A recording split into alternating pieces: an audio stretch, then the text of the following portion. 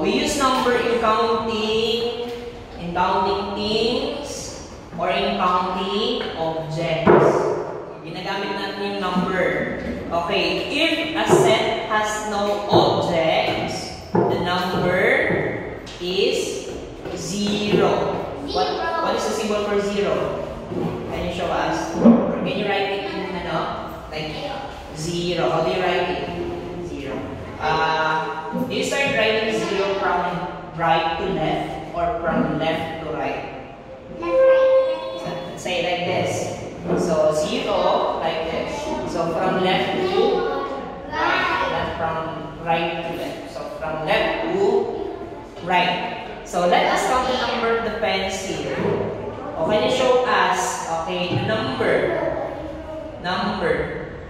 So count the number of pencils in 10. number or numeral, and then number in word.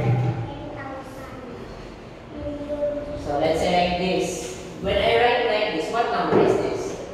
1. So the value of 1 is only what? Is only 1. Isa lang. In Tagalog, isa 1 lang. peso.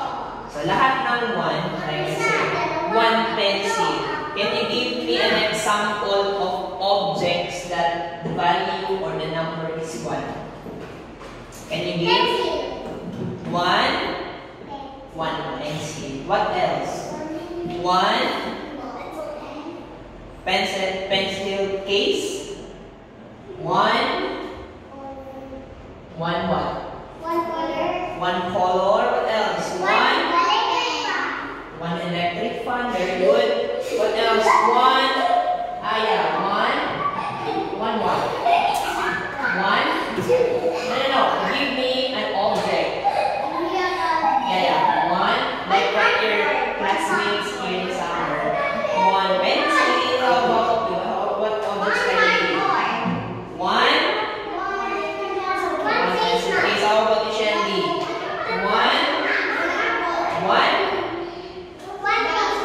Bob. Very good. Okay. So what is the number? Listen.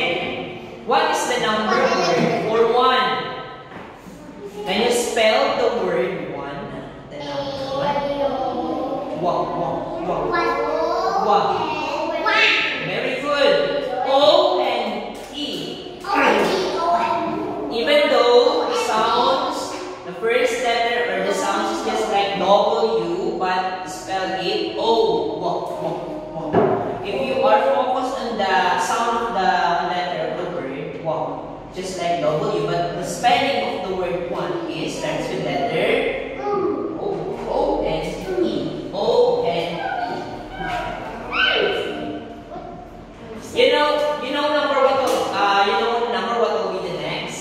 2, 1, 2, 3. 2. Can you give me an example of things or objects that has a value of 2